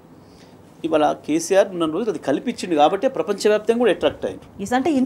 అంటే అఫీషియల్గానే క్రైమ్ రేట్ ఇంత పెరిగిందని లెక్కలు చెప్పిన తర్వాత మరి అభివృద్ధి పరిస్థితి ఏమనుకోవాలి? మరి అభివృద్ధి అంటే రెండు. ఒకటి, రాష్ట్ర ప్రభుత్వంగా ఇక్కడ వివిధ రంగాల్ని పెంచి పోషించి పెద్ద చేసే వ్యవసాయము, ఇతర పద్ధతుల్లో చేసే అభివృద్ధి ఒకవైపు. ఇంకొక వైపు ఇవాళ అభివృద్ధి అంటే తప్పకుండా పారిశ్రామిక రంగం ప్రధానంగా. ఎందుకంటే ఉపాధి కల్పించేవి రెండు రంగాలు. ఒకటి వ్యవసాయము, కుటీర పరిశ్రమలు ఒకవైపు అయితే భారీ ఇండస్ట్రీస్ ఇంకొక వైపు ఉపాధి కల్పించే దాంట్లో భారతదేశంలో హైయెస్ట్ పరిశ్రమలు తీసుకొచ్చింది మనం తెలంగాణ ప్రభుత్వం. కేసీఆర్ గారు రూపొందించిన మన ఇండస్ట్రియల్ పాలసీ ఐపాస్ ఏదైతే ఉందో అద్భుతమైన ఫలితాలను ఇచ్చింది. కేసీఆర్ గారు ఇవన్నీ ఒకవైపు చేస్తూనే 1 సంవత్సరం లోపలనే విద్యుత్ విషయంలో, నీళ్ళ విషయంలో, లా అండ్ ఆర్డర్ విషయంలో బ్రహ్మాండంగా నమ్మకం కలిగించిండు. రోడ్ల నెట్వర్క్ను కూడా పెంచిండ్రు. దాన్ని కేటీఆర్ గారు తీసుకుపోయి మార్కెట్ చేసారు ప్రపంచవ్యాప్తంగా. మనం చెప్పడం కాదు, ఉత్తరం మనం పోయి ప్రచారం చేసుకుంటే కాదమ్మా. మనం పోయి దావోస్ పోతున్నాం, అమెరికా పోతున్నాం, కొరియా పోతున్నాం రారు. కేసీఆర్ గారు దాన్ని నమ్ముతారు. నువ్వు వాతావరణం ఇక్కడ కల్పిస్తే వాడే వచ్చి ఇక్కడ దిగుతాడు. అంటే చెరువులో నీళ్లుంటే వస్తాయి కొంగలు. అంటే 14 నెలల్లో మిగతా వ్యవస్థలు ఎట్లయితే ఆగమైపోయినాయో అండ్ ఈ పారిశ్రామిక రంగానికి సంబంధించి కూడా పెట్టుబడులకు సంబంధించి కూడా ఆ ఫీల్డ్ క్షేత్రస్థాయిలో వాళ్ళు క్లియర్ గా మాట్లాడుతున్న పరిస్థితి డిఫరెన్స్ చాలా క్లియర్ గా కనిపిస్తుంది. కానీ ప్రభుత్వం ఏం చెప్పుకుంటుందంటే మా పరిపాలన బాగుండి మేము పెట్టుబడులు తీసుకొస్తున్నామని చెప్తుంది. కానీ ఇప్పటి వరకు అంటే అంతకుముందు చెప్పిన మాటకు సంబంధించి కూడా ఎక్కడ ఒక్క ఉద్యోగం కూడా వచ్చిన పరిస్థితి లేదు. దాన్ని కంటిన్యూ చేయండి. నన్ను కేటీఆర్ గారు తీసుకొచ్చిన పరిశ్రమలతోని ఐపాస్ ద్వారా దాదాపు 52,000 పరిశ్రమలకు మనం అనుమతులు ఇస్తే 20,000 పైగా పూర్తి అయిపోయి ఉద్యోగాలు కల్పించే స్థితికి వచ్చినాయి. దాంట్లో 20 లక్షల ఉద్యోగాలు సృష్టించబడ్డాయి యువకులకు. 20 లక్షల ఉద్యోగాలు ప్రైవేట్ రంగంలో అన్ని పరిశ్రమలు వచ్చినాయి. ఇది నేను చెప్పలే, మనం చెప్పింది కాదు. అనేక అంతర్జాతీయ నివేదికలు, వివిధ పత్రికలు, దీనిపైన ప్రతి సంవత్సరం ప్రకటించే ఛానల్స్, పత్రికలు, వివిధ రకాల సర్వేలు అవన్నీ కూడా చెప్పినాయి. మొన్న ఈ మధ్యకాలంలో మన గ్రోత్కి సంబంధించి ఆర్బీఐ చెప్పింది. ప్రతిసారి అన్ని నివేదికలు చెప్పారు. మనం డబ్బా కొట్టుకోలే, మనం చెప్పుకోలే, మనకు అటువంటి ఆలోచన కూడా లేదు. ఈ రకంగా పెంచుకుంటూ వచ్చినాం మనం. అది ఎందుకు జరిగింది? ఇక్కడ వాతావరణం ఉంది, నీకు మార్కెటింగ్ చేయగలిగిన శక్తి ఉన్న మన నాయకుడు ఉన్నాడు ఇవాళ మొత్తం ప్రపంచవ్యాప్తంగా ఎక్కడికి పోయినా. కేటీఆర్ గారు బయటికి వెళ్ళిండు, ఒక దేశానికి వెళ్ళిండు అని అంటే భారతదేశానికి సంబంధించిన ఐటీ మినిస్టర్, ఇండస్ట్రీ మినిస్టర్ వచ్చిందని అనుకునే భావన వచ్చింది. గంతగా ఇంపాక్ట్ ఇచ్చింది అక్కడ. ఇక్కడ కేసీఆర్ దానికి కావాల్సిన పునాది ఏర్పాటు చేసిండు. దాంతో తీసుకురాగలిగినాం. మన పాలసీ గతంలో ఒక ఇండస్ట్రీ పెట్టాలంటే ఏడాది 2 ఏళ్ళు 3 ఏళ్ళు తిరిగి ఆఖరికి ఆఫ్టర్ ఆల్ సర్పంచ్ని చూసి కూడా భయపడే పరిస్థితి, సర్పంచ్ కాడికి పోయి పైసలు ఇచ్చుకునే పరిస్థితి ఉండే ఒక దశలో. విలేజ్ సెక్రటరీ చూసి భయపడే పరిస్థితి ఉండే ఒకప్పుడు ఇండస్ట్రీ పెట్టాలంటే. ఏమి లేకుండా సింగిల్ విండో పర్మిషన్, నువ్వు అప్లికేషన్ పెట్టిన 15 రోజుల్లో అప్లికేషన్ నీట్గా అనుమతి వస్తుంది. అన్ని విషయాలు రాష్ట్ర ప్రభుత్వం సంబంధించిన ఒక అధికారి చూసుకుంటాడు. అంత అద్భుతమైన పాలసీ తీసుకొచ్చేసి దాని ద్వారా ఇవాళ మనం ఆ విజయాన్ని సాధించినాం. ఇప్పుడు వచ్చుడెక్కడిది? లా అండ్ ఆర్డర్ పోయిందని నువ్వే చెప్తివి. నీ ఆఫీసరే 59%, 49% కేసులు పెరిగినాయి అని చెప్పే. ఇంకోవైపు విద్యుత్ తీసేస్తేవి, రాత్రి 3 గంటలు 3 ఫేజ్ కరెంట్ తీసేస్తేవి మొత్తం అందరికీ. అది సమాచారం పోతూనే ఉంది, రికార్డ్ అయితేనే ఉంటుంది. ఇంకోవైపు మంచినీళ్ళు ఇచ్చే స్థితి లేకుండా చేసినావు. ఇవన్నీ స్పష్టంగా కనబడుతున్నాయి. పోతూనే ఉంటుంది, రికార్డ్ అయితేనే ఉంటుంది. నేషనల్ క్రైమ్ బ్యూరోకు ఈ రికార్డు పోతుంది. ప్రతి రికార్డు ఏ డిపార్ట్మెంట్ ఆ డిపార్ట్మెంట్ పోతుంది, వాళ్ళు దాన్ని చూసుకుంటారు. భారతదేశంలో పరిస్థితి ఏంది, వివిధ రాష్ట్రాల పరిస్థితి ఏంది, ఇక్కడ రావాల్సిన వాడు అక్కడ కూర్చొని అవి చూస్తాడు. అవన్నీ ఉండగా నీ కాడ నుంచి మంచి రిసెప్షన్ ఉంటే, మంచి వెల్కమ్ ఉంటే వస్తాడు వాడు. ఇవన్నీ ఏది లేకుండా పోయి నువ్వు ఇటు పోయి బతిలాడినా రాడు వాడు. ఇవాళ నువ్వు నేను ఉన్నామా, ఆఫ్ఘనిస్తాన్లో ఉత్తానం మీకు వెళ్ళి ఇస్తాం రమ్మంటే పోతాం, ఉండటానికి ఫ్రీగా ఇస్తాం, గీడ మంచి అపార్ట్మెంట్ ఇస్తామంటే పోతామా? పోలేం కదా. రక్షణ లేని చోటుకి ఎట్లా పోతావు? గది పరిస్థితి. వాళ్ళు ఎందుకు వస్తారు వాళ్ళంటే అట్లా వచ్చి రావాలి మనకు. ఇవాళ ఎందుకు వస్తలేరంటే ఈ సక్కదనం వీళ్ళకి ఇట్లా ఉంది కాబట్టి వస్తలేరు వీళ్ళు. అంటే బేసిక్స్ ఇట్లా క్లియర్గా కనిపిస్తున్నప్పటికి కూడా ఎందుకు ఇంకా అబద్ధాల ప్రచారం చేసుకుంటుండే? పెట్టుబడులకు సంబంధించి కూడా రీసెంట్గా దావోస్కి పోయొచ్చినప్పుడు మొదటి రోజు ఒక 2 పేపర్లు ఏమో 45,000 కోట్లు వచ్చినాయని చెప్పి రాస్తారు. అది కూడా సీఈఓ ఒకళ్ళు అయితే ఇంకొక వేరే ఎవరినో మనిషిని, సంబంధం లేని మనిషిని నిల్చోబెట్టి ఫోటోలు దిగితే ఫ్రంట్ పేజీలో బ్యానర్ ఐటమ్ వేసుకుంటారు. 2 పత్రికలేమో 45,000 కోట్లు అని చెప్పేసి రాస్తాయి, 2 పత్రికలేమో 53,000 చిల్లర పెట్టుబడులు వచ్చినాయని చెప్పేసి రాస్తాయి. అసలు అది నిజమా కాదా, అక్కడ ఉన్న మనిషి వాస్తవమా కాదా అని కూడా కనీసం క్రాస్ చెక్ చేసుకోలేని పరిస్థితి. అంటే మరి అంటే మనుషులే ఫేక్ కనిపించినప్పుడు పెట్టుబడులు కూడా ఫేకేనా? ఆ పత్రికలే మళ్ళీ తెల్లాటరికి మళ్ళీ 3వ రోజు నాటికి 1,76,000 కోట్లు కూడా చేసినాయి. ఎందుకంటే మరి 3 రోజుల్లో పెరుగుతాయి కదా, డబుల్ అవుతాయి కదా. అట్లా డబుల్ అయ్యి ఇక్కడికి వచ్చారు, వారు ఎక్కడి నుంచి ఇక్కడ దిగేవరికి అవి పిల్లలు పుట్టి 1,70,000 కోట్లు అయినాయి అనేది భావన. ఇక దావోస్ ముచ్చట చెప్పాలంటే నవ్వుకుంటారు ప్రజలు. అంటే ఒకటేమో బాధ కూడా కలుగుతుంది ఒక సందర్భంలో. చిని అమ్మ తెలంగాణ అంటే ఏమనుకుంటారు ప్రపంచం చూస్తే, గీ ముఖ్యమంత్రి, గీ స్టాండర్డు, గీది, ఆ మాటలు ఏంది, ఆ విధానం ఏంది, అది ఎందుకు మాట్లాడాలి, రాని భాషకు ఎందుకు పోవాలి? గ్రామాలలో సామెతే ఉండే, వచ్చిరాని భాష మాట్లాడి ఒలువలు కొట్టుకోదురా అని సామెతే ఉండే. అది వినలేదా, తెలియదా, ఎందుకు పోతున్నాడు, ఎందుకు చూస్తున్నాడు, ఎందుకు అని చూస్తే ఏంటంటే ఇది ఇంకొక పేరు రావద్దు. అసెంబ్లీలో రోజు వచ్చి వచ్చినంది వాగి తిట్లు పడిపోయేది, రోజు ఎదురుదాడి చీల్చుకొని పోయేది. ఎందుకు అంటే అసెంబ్లీలో నేను లేకపోతే బట్టి ఉన్నాడు, రోజు పేపర్లో ఆయన వస్తుంది, రావద్దు. ఆడిపోతే కనీసం ఆ శ్రీధర్ బాబును ఆఫీసర్లను పంపిస్తే అమ్మో వాళ్ళ పేరు వస్తుంది, వాళ్ళ ఫోటో వస్తుంది, నేను పోవాలి. ప్రతి దాంట్లో ఆ దుగ్ధ నేనే కనపడాలి మీడియాలి, ఇంకోరిని ఎదగనియొద్దు, ఇంకో రావద్దు, ఇంకోటి వస్తే మళ్ళీ వానికి ఏం పేరు వస్తుందో, మళ్ళీ తెల్లారి రాస్తాడేమో, ఈయన అవుతాడు కాబోయే ముఖ్యమంత్రిని రాస్తాడేమో, ఇటువంటి భయాలు మనిషిని వెంటాడుతున్నట్టున్నాయి ఊరికి. దాని కొరకు పోయి మన పరువు తీస్తున్నాడు. ఇలా 1,76,000 కోట్లు ఇవాళ తెచ్చినాయి. ఓకే, చూద్దాం ఏడాదిలో ఎన్ని రియలైజ్ అయితే చూద్దాం. పోయినసారి దావోసుకు పోయినాడు పరువు తీసినా సరే అయ్యాలని చెప్పిన 42,000 కోట్లలో ఇప్పటికి 2,000 కోట్లకు సంబంధించిన ఒక్కటి కూడా రియలైజ్ కాలేదు.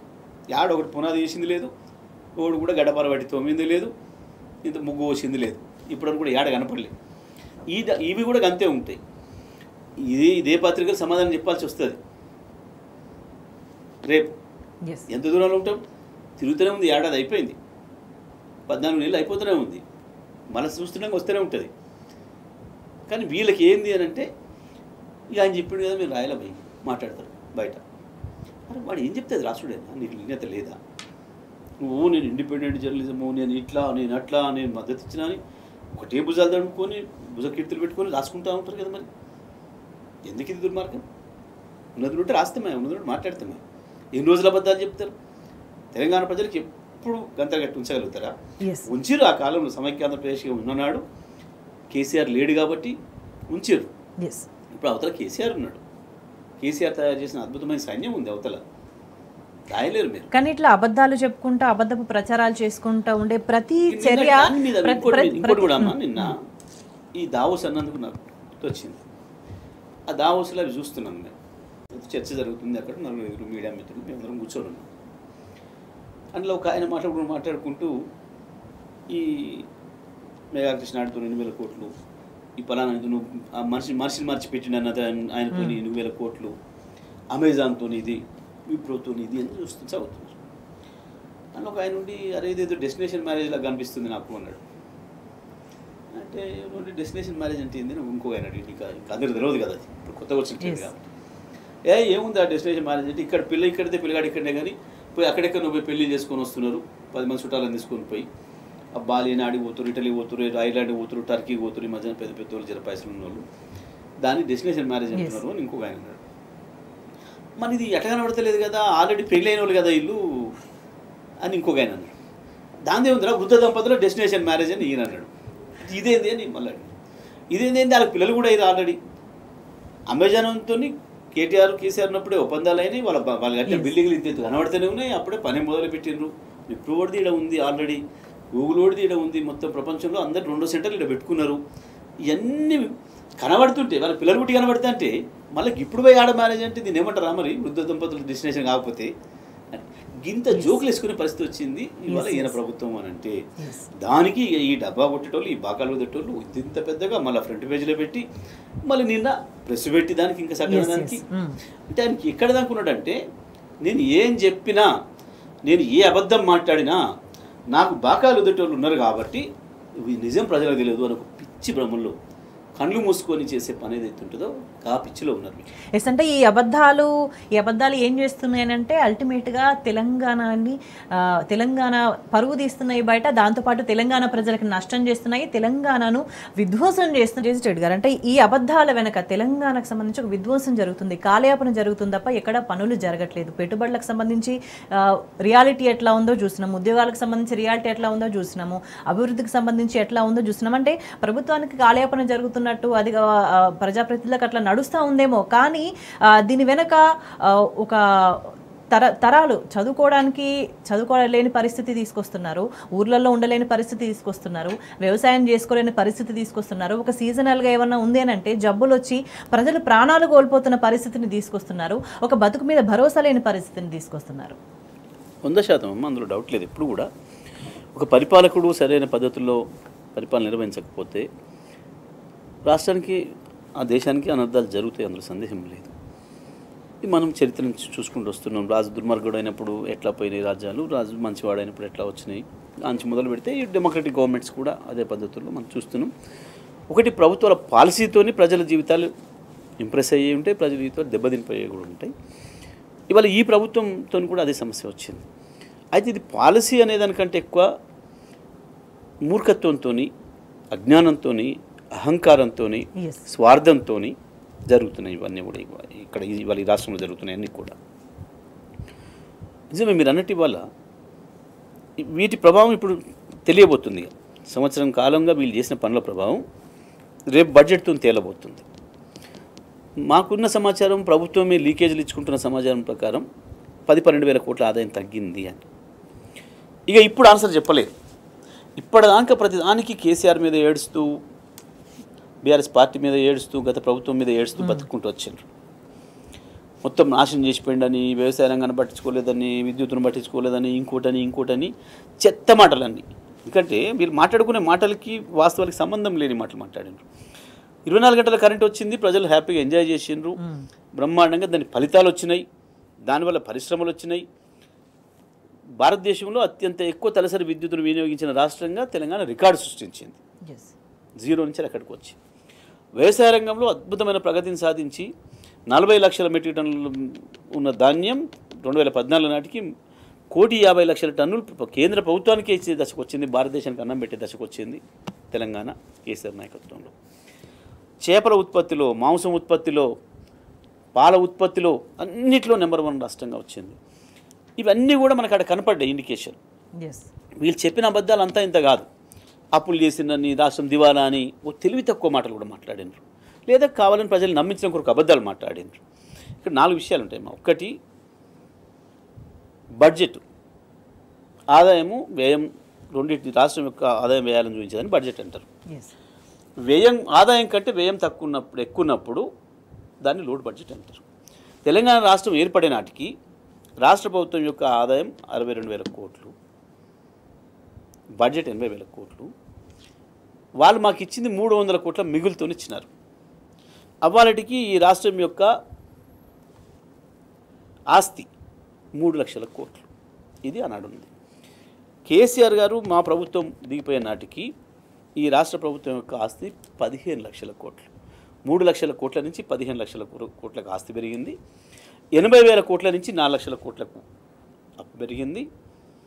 ఆదాయం 60,000 కోట్ల నుంచి వెళ్ళి 2.5 లక్షల కోట్లకు ఆదాయం పెరిగింది. మిగులు 300 కోట్ల మిగులుతున్న వాళ్ళు ఇస్తే మేము 5,000 కోట్ల మిగులుతున్న వాళ్ళకి ఇచ్చిపోయినాం. ఇవి వాస్తవాలు. వీటిని మభ్యపెట్టి రకరకాల అబద్ధాలు చెప్పి మోసం చేయాలనుకున్నారు. ఇవాళ కేసీఆర్ 10 ఏళ్లలో పెంచుకుంటూ పోయినాడు. ఏ సంవత్సరం కూడా నెగిటివ్ గ్రోత్ రాలే, అభివృద్ధి మైనస్లోకి పోలే, ఆదాయం రాష్ట్ర ప్రభుత్వ ఆదాయం పెరుగుకుంటూ పోయింది. కరోనా వచ్చిన సందర్భంలో ప్రపంచంలో అన్ని దేశాల ఆదాయం తగ్గింది, మైనస్లోకి పోయింది. భారతదేశంలో ఉన్న మొత్తం మిగతా 27 రాష్ట్రాల ఆదాయం కూడా మైనస్లోకి పోయింది, కేంద్ర ప్రభుత్వ ఆదాయం కూడా మైనస్లోకి పోయింది. కానీ ఒక్క తెలంగాణ రాష్ట్ర ఆదాయమే 2% పైన ఉంది. అంతకుముందు సంవత్సరం 17% అయితే కరోనాతో 2%కి వచ్చింది, నెగిటివ్లోకి పోలే. కానీ అటువంటిది వీరి అద్భుతమైన పరిపాలనలో రేపు నెగిటివ్లో పోబోతుంది. రేపు బడ్జెట్ పెట్టేటప్పుడు తేలుతుంది వీళ్ళ చక్కదనము. ఇంకోటి కూడా మీకు చెప్పాలి, రాష్ట్ర ప్రభుత్వం ప్రజలు ఎట్లా ఉన్నారు అనే దానికి. తెలంగాణ ఏర్పడే నాటికి మన తలసరి ఆదాయం రాష్ట్రంలో ఒకరొక్కరి తలసరి ఆదాయం 1,12,000 రూపాయలు. నిన్న వాళ్ళకి మేము అప్పచెప్పే నాటికి 3,47,000 రూపాయలు. ఇది ఇండికేషన్ రాష్ట్రం అభివృద్ధి చెందింది, రాష్ట్ర ప్రజల ఆర్థిక ఆదాయం పెరిగింది అనే దానికి ఇండికేషన్. ఇవన్నీ ఒకవైపు అయితే ఇంకొక మాట నేను చెప్పగలను, గర్వంగా చెప్పగలను. కేసీఆర్ ప్రభుత్వంలో మంత్రిగా చేసిన దానికి ఏం చేసిండు కేసీఆర్ వచ్చి తెలంగాణ కంటే. కేసీఆర్ వచ్చేనాడు ఏ ఆకలి దరిద్రాలతోని, ఆత్మహత్యలతోని, ఆకలి చావులతోని వచ్చిందో తెలంగాణ, ఆ ఆకలిని, దరిద్రాన్ని, ఆత్మహత్యల్ని పారదోలిండు కేసీఆర్. భారతదేశంలో ఏదైనా ఒక రాష్ట్రంలో మొత్తం ప్రజలందరూ 2 పూటల అన్నం తిని నిద్రపోయే పరిస్థితి ఉన్నది అంటే కేవలం తెలంగాణ రాష్ట్రంలోనే. ఒక మనిషి కూడా నాకు ఈరోజు అన్నం లేదు, నేను ఆకలితో పడుకుంటున్నా అనే మనిషిని లేనికుండా చేసిండు కేసీఆర్. ఇది కేసీఆర్ చేసిన ఘనత. ఇది చాలా స్పష్టంగా కనిపించింది. ఈ అన్ని రంగాలలో, విద్యలో, వ్యవసాయంలో అద్భుతమైన అభివృద్ధి చూపించినారు. 1000 పైగా గురుకుల పాఠశాలలు ఇక్కడ లేవు భారతదేశంలో ఏ రాష్ట్రంలో. మనకంటే 3 రెట్లు పెద్ద ఉత్తరప్రదేశ్లో కూడా లేవు. అన్ని రెసిడెన్షియల్ పాఠశాలను తీసుకొచ్చి ఈ రంగం ఆ రంగం అని కాదు, ప్రతి దాంట్లో అద్భుతమైన ఫలితాలను చూపించినారు. స్పష్టంగా అభివృద్ధి కనిపించింది. ఇవాళ వీళ్ళు వచ్చిన తర్వాత ఒక మెడికల్ కాలేజీ కట్టినరా, ఒక కొత్త బిల్డింగ్ ఏదైనా కలెక్టరేట్ బిల్డింగ్ కట్టినరా, హైదరాబాద్లో ఏదైనా ఒక హెడ్ ఆఫీస్ కట్టినరా, ఒక కొత్త రోడ్ ఏమైనా వేసిండ్రా, ఒక కొత్త బ్రిడ్జ్ ఎక్కడైనా కట్టినరా, ఒక కొత్త ప్రాజెక్ట్ ఎక్కడైనా కట్టినరా?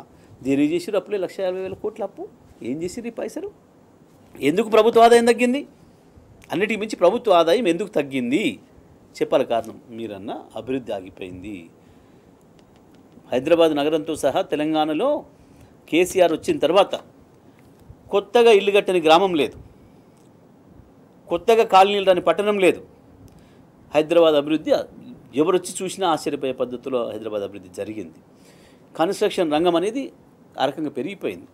ఒకనాడు మన ప్రజలకే, మన కూలీలకే పని దొరకక దుబాయ్ బొంబాయి పోవాల్సిన స్థితిలో ఉన్న మన తెలంగాణ ప్రతిరోజు 35 లక్షల మంది ఇతర రాష్ట్రాల ప్రజలు వచ్చి ఇక్కడ బతకడానికి పని కల్పించింది. 35 లక్షల మంది ఇతర రాష్ట్రాల కార్మికులు వచ్చి ఇక్కడ వివిధ రంగాల్లో పనిచేసి కానీ ఇప్పుడు ఎట్లా చూసినా కూడా అన్ని రివర్స్ వెళ్ళిపోయిన పరిస్థితి కనిపిస్తుంది. అయితే ఇంతకుముందు మీరు అన్నారంటే ఏం చేసినా కూడా మాకు ఇంకా టైం ఉంది, ప్రజలు మమ్మల్ని అయితే అధికారం నుంచి తీసేయలేరు కదా అనే ఒక ఆలోచనతో వాళ్ళు ఉండొచ్చు. కానీ ఇటువంటి చర్యల వల్ల అంటే నిజంగా కాంగ్రెస్ ప్రభుత్వం కావచ్చు, కాంగ్రెస్ పార్టీ కావచ్చు, అంటే తమకు తాము ఒక రాజకీయ సమాధి కట్టుకుంటున్నట్టుగా భావించాలి. ఎందుకంటే ప్రజల నుంచి తిరుగుబాటు మొదలైంది, ఏ స్థాయిలో ప్రభుత్వాన్ని చీకొడుతున్నారో అర్థమవుతుంది. ఇంకా సమయం ఉంది కాబట్టి అది మరింత తీవ్రమయ్యే అవకాశం ఉందని భావించాల్సిన అవసరం కనిపిస్తుందా? ఉందమ్మా, బరాబర్ ఉంటుంది. ప్రజలు తప్పకుండా చేస్తారు.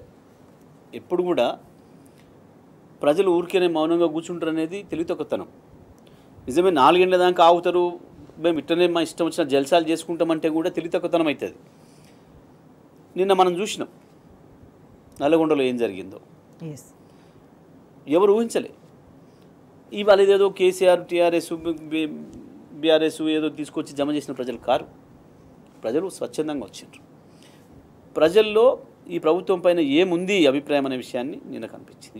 యూత్ ప్రధానంగా ప్రజలు ప్రభుత్వాన్ని నిలదీస్తారనే విషయాన్ని గ్రామసభలే చెప్పినాయి. గ్రామసభల విధానం 3వ రోజుకు మార్చుకుంది ప్రభుత్వం. మొదలు 2 రోజులు చేసిన విధానం గ్రామంలో తిరుగుబాట్లు. ప్రతి గ్రామంలో ఇక వీలు వాళ్ళు లేరు. మొదలు ముసలమ్మల నుంచి మొదలు పెడితే, ముసలయ్యల నుంచి మొదలు పెడితే, వృద్ధుల నుంచి పిల్లల వరకు చదువుకున్న అమ్మాయిలు నిలబడి ఒక్కొక్క ప్రశ్న వేస్తుంటే అధికారులు నీళ్ళనలేరు, పారిపోయే పరిస్థితికి వచ్చాను. మాకేం తెలియదు, ప్రభుత్వాన్ని అడుగుని, మాకు సంబంధం లేదు ప్రభుత్వం. అది వాళ్ళ అధికారులను తిట్టడం, అధికారుల మీద కోపం కాదు. నేను చెప్పిన అధికారులు మీరు ఎవరు బాధపడకండి, మీకేసే ప్రశ్న రేవంత్ రెడ్డి మీద ప్రశ్న, అది మీకు వస్తున్న ప్రశ్న ప్రభుత్వాన్ని ప్రశ్నిస్తున్నారు వాళ్ళు ప్రజలు, ఆ రకంగా తీసుకోండి, మీరు బాధపడొద్దు, మిమ్మల్ని మంటలేరు వాళ్ళు. మీరు రేవంత్ ప్రతినిధిగా అక్కడికి పోయినారు కాబట్టి మీలో రేవంత్ను చూసి ప్రశ్నిస్తున్నారు ఆ ప్రజలు అనేది స్పష్టంగా చెప్పి, అన్నీ ఇక్కడ అక్కడని కాదు, వాళ్ళు పెట్టిన 12,000 గ్రామాలలో కూడా అది తిరుగుబాటు కనపడ్డది. అది ప్రత్యక్షంగా నిన్న నల్గొండలో కనపడ్డది. ప్రజలు ప్రశ్నించి తీరుతారు, సందర్భం వస్తే ఉరికించి తీరుతారు ప్రభుత్వాన్ని. అది నిన్న కనపడింది. ఆ ఆవేశం నిన్న యువతలో కనపడింది. ఎందుకు కనపడింది? వీరు వారిని కాదు కదా, ప్రతి రంగాన్ని మోసం చేసింది కదా, ప్రతి ఒక్కరిని. ఈ రాష్ట్రంలో 420 హామీలు అంటే మామూలు విషయం కాదు. ఇప్పటివరకు భారతదేశ చరిత్రలో ఏ పార్టీ ఇవ్వలేదు. ఈ 420 హామీలను తెలిసి పెట్టుకురో తెలవ పెట్టుకురో లెక్క చూడవ పెట్టుకురో తెలియదు, కానీ వచ్చి అడిగినోని రాకున్నా ఏం లేదు, అడగనోని కూడా పిలిచి దారెముడు బయటను కూడా పిలిచి నీకు ఇది ఇస్తా, నీకు అది ఇస్తా అని చెప్పి గన్ని రకాల హామీలు ఇవ్వబట్టి కేసీఆర్ నుంచి కొద్దిమంది దూరం చేయగలిగారు. వాస్తవానికి వీళ్ళు చేసిన పని. ఇలా 420 హామీలు మీరు ఇచ్చి ఏదైతే అధికారంలోకి వచ్చిండ్రో ఆ 420 హామీలే మీకు ఉరితాళ్ళు అవుతాయి. ఈ ప్రభుత్వం అది మర్చిపోతుంది. మేము నిద్రపోతాం ఎప్పుడొద్దిగా, పోలీసులను పెట్టుకొని పోతాం జనంలోకి, ఏం కాదు ఎదురు తిరిగి కొడతాం, కేసులు పెడతాం అని పిచ్చి భ్రమంలో ఉన్నారు. కానీ పోలీసు వాళ్ళు ఉండేది కొద్దిమంది, ప్రజలు లక్షలాది మంది. అంటే సాక్షాత్తు పోలీసులు కూడా ఇబ్బంది పడుతున్న పరిస్థితి ఉంది గ్రౌండ్ లెవెల్లో కనబడుతుంది. వాళ్ళు కూడా చాలామంది తిరుగుబాటు దూరంకి వస్తున్నారు. ఇవాళ నిన్న అధికారి స్పష్టమైన తిరుగుబాటు, అధికారం యొక్క అహంకారం మీద పోలీస్ అధికారి తిరుగుబాటు నిన్నటిది 100% అయిపోయింది. వాళ్ళలో కూడా సహనం నశించింది. ఏది పడితే అది ఉత్తర్వులు ఇస్తే చేయడానికి మేము జీతగాళ్ళం కాము అనే నిర్ణయం దాన్ని ప్రకటించండి నిన్నటి ఒక అధికారి. సరే ఆయన ట్రాన్స్ఫర్ చేస్తుండొచ్చు, ఇంకోటి చేస్తుండొచ్చు, ఏమని చేయొచ్చు, ఆయన ఆ తెగింపుకి వచ్చాడు. ఆయనకు తెలుసు మాట్లాడేటప్పుడే ఆడు ముఖ్యమంత్రి అంటే ఎంత దగ్గర కూడా తెలుసు, వాళ్ళ క్యారెక్టర్ ఏందో కూడా తెలుసు, ఎవరితోని డీల్ చేస్తున్నా కూడా తెలుసు ఆయనకు, అంత సీనియర్ అధికారి. అయినా మాట్లాడాడు, ఆత్మగౌరవం దెబ్బగా తీసుకోలేక ఆత్మగౌరవం కూడా కొట్లాడాడు. అది మొదలైంది అప్పుడే, అది ప్రజల్లో మొదలైంది, నెమ్మదిగా అధికారులు మొదలైంది, పోలీసులో కూడా మొదలవుతుంది. అందుకని పోలీసు ఉన్నతాధికారులు కూడా జాగ్రత్తగా ఉండాలి. పోలీసు ఉన్నతాధికారులు కూడా తప్పులు చేస్తున్నారు, రేవంత్ రెడ్డి ఏం చెప్తే అది అమలు చేస్తున్నారు, ఆ విషయంలో వాళ్ళు కూడా సరి చేసుకోవాల్సింది ఉంది. నిన్నటి నరసింహులను చూసి నేర్చుకోవాల్సిన అవసరం ఉంది డీజీపీ కనుక అందరూ కూడా. అది ఒకసారి మొదలైంది అని అంటే అది సమాజం యొక్క ఆలోచనకు అర్థం. సమాజం నన్ను హర్షిస్తుంది, నేను ఇక్కడ తిరుగుబాటు చేస్తే, నా నిరసన ప్రకటిస్తే అన్న నమ్మకంతోనే ఆయన అది ప్రకటించాడు. ఇంకో ఇది వాళ్ళకి కనబడుతుంది. ప్రజలు ప్రశ్నించడం అనేది మొదలుపెట్టిండ్రు. ఒక్కసారి ఒక ప్రశ్నతోనే ఆగదిగా నిన్ను నిలదీసే స్థితికి వస్తుంది, నిన్ను కదలియని స్థితికి కూడా వస్తుంది. నీ కాలు చేతులు కదలకుండా ప్రజలు చుట్టుముట్టే పరిస్థితి కూడా వస్తుంది. అది వీళ్ళకి తెలియదు. ఒక అజ్ఞానంతో, ఒక అహంకారంతో ఉన్నారు. అధికారం అంటే పోలీసు వాళ్ళే అని, ఒక పోలీస్ శాఖే ఉంటుందని, అది పూర్తిగా మాకు ఎప్పటికీ రక్షణ చేస్తుందని ఓ తెలివితక్కువతనంతో ఉన్నారు. వీళ్ళు చేసే హౌలా పనులకు, వీళ్ళు చేసే అవినీతి పనులకు గదే అధికారి మళ్ళీ నీకు బేడీలు వేస్తాడని సంగతి మర్చిపోతున్నారు వీళ్ళు. అంటే ఏదేమైనా కూడా ఇదే వైఖరిని కొనసాగిస్తే గనక దీనికి ఖచ్చితంగా ప్రభుత్వం మూల్యం చెల్లించుకోక తప్పదు అనే సంకేతాన్ని తెలంగాణ ప్రజలు ప్రభుత్వానికి ఇస్తున్న విషయం స్పష్టమవుతుంది. చర్చలో పాల్గొన్నందుకు జయరెడ్డి గారు ధన్యవాదాలు. That's all for now. Stay tuned.